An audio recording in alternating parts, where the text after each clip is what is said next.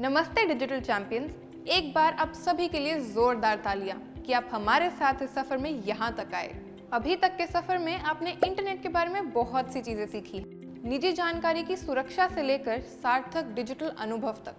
आप इंटरनेट को एक महत्वपूर्ण साधन बनाने के एकदम सही रास्ते पर हैं। चलिए हम आज जानकारी के बारे में बात करते हैं, यानी इंफॉर्मेशन। हमारा समाज जानकारी के आदान प्रदान से तालमेल में चलता है। जैसा कि हम न्यूज़ में देखते हैं कि बारिश आने वाली है तो अपने घर से छाता लेकर निकलते हैं और कई तरीके की जानकारी बांटने से हम एक दूसरे से नई नई चीजें सीखते हैं और देश को भी चलाते हैं। जैसे कि एक प्रदेश में अगर कोई सरकारी स्कीम अच्छी तरीके से काम कर रही हो तो दूसरा प्रदेश भी उसकी जानकारी लेके उसे अपने लोगों के लिए भी इस्तेमाल करता है ना? ये बहुत ही अद्भुत चीज। ये तो बहुत ही कमाल की चीज है। जानकारी जैसे उस गोंद की तरह है जो हमें जोड़ के रखती है। हाँ बिल्कुल। और सोचो कि इंटरनेट पे ऐसी कितनी सारी चीजें मौजूद हैं जिनके बारे में हमें पता ही नहीं है। पुराने जमाने में दुनिया के किसी कोने से जानकारी हासिल करने में बहुत वक्त लगता था, लेकिन अब हम इंटरनेट के माध्यम से हम किसी भी विषय के बारे में सारी जानकारी आसानी से हासिल कर सकते हैं। अरमान, तुम तो ये ऐसे कह रहे हो जैसे बहुत अच्छी चीज है। अगर सोचा जाए तो ये काफी खतरनाक भी साबित हो सकता है। ये तो वही बात हुई कि ऑनलाइन कुछ भी कहना या बोलना मानो पूरी दुनिया को उसका ऐलान करना। मैं किसी भी चीज को पोस्ट, कमेंट या शेयर करूं तो पलक झपकते ही वो जानकारी हजारों सैकड़ों लोगों में पहुंच जाती है, चाहे वो गलत ही क्यों ना हो। ये सोच के मुझे भी डर जरूर लगता है बरिशा। तुम बिल्कुल सही हो। इंटरनेट में छोटी सी छोटी चीज को बढ़ाने की और मीलों दूर तक भेजने की ताकत है। इस बात को एम्प्लीफिकेशन भी कहते हैं। एम्पलीफायर एक ऐसा उपकरण है जो आवाज को बढ़ाता है ताकि वो काफी दूर तक संचारित हो सके।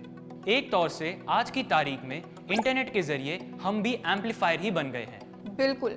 चलो हम एक बहुत ही सामान्य चीज जैसे मीम्स का ही उदाहरण ले लेते हैं। ऐसी कई मजेदार मीम्स होती हैं जिन्हें देख के मेरा तो दिन बन जाता है, लेकिन ठीक उसी तरह मैंने कई ऐसे भी मीम्स देखे हैं जो काफी सकारात्मक है, समाज का मजाक उड़ाते हैं और लोगों में नफरत फैलाते हैं। लेकिन अफसोस की बात यह है कि लोग सकारात्मक मीम्स को मजेदार मीम्स के मुकाबले ज्यादा प्रसारित करते हैं। ये वाकई सच है और कई लोगों ने इस विषय पे रिसर्च भी करी है कि आखिर क्यों इंटरनेट गलत और हानिकारक चीजों को बढ़ावा देता है। सोशल मीडिया एल्गोरिथम्स कुछ ऐसे अनोखे कोड्स होते हैं जो कुछ विषयों को बढ़ावा देकर आसानी से लोगों की नजरों में ले आते हैं। इन एल्गोरिथम्स की वजह से लोग उन विषयों के ऐप्स या फिर वेबसाइट्स पर ज्यादा समय बिताते हैं। अक्सर गलत जानकारी जो सच्चाई को तोड़ मरोड़ के पेश करती है उसे ज्यादा ध्यान मिलता है। रुको, तो क्या इसका मतलब गलत वो लोग हैं जो ऐसी सकारात्मक और हानिकारक विषयों को प्रसारित करते हैं, या फिर वो एल्गोरिदम्स जो इन्हें बढ़ावा देते हैं? मुझे लगता है कि इसकी समस्या दोनों ही है बरिशा।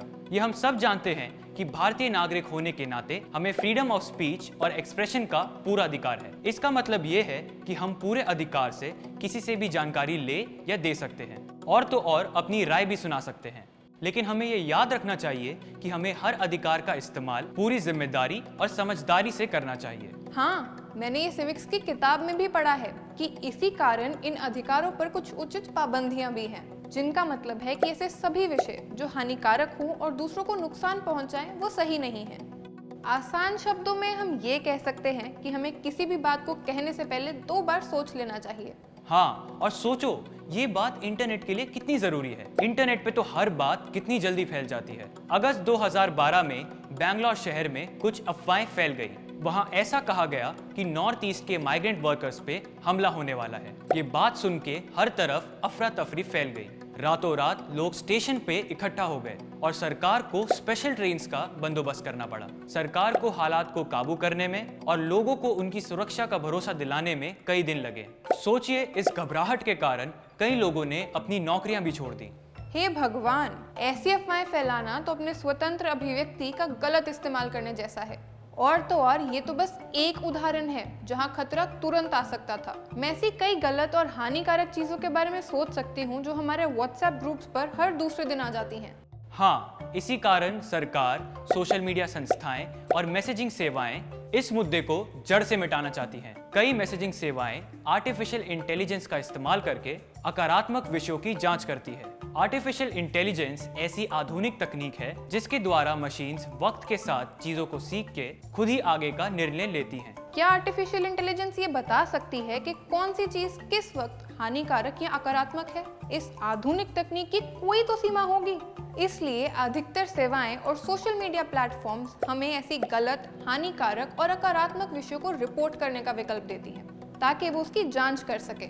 इस समस्या का हल बिल्कुल आसान नहीं लगता, विशेष रूप से तब जब करोड़ों लोग इंटरनेट पे हर पल कुछ न कुछ संदेश डाल रहे हैं। हाँ बिल्कुल, दुनिया भर की सरकारें और सोशल मीडिया संस्थाएं इस समस्या का हल ढूंढ रही हैं।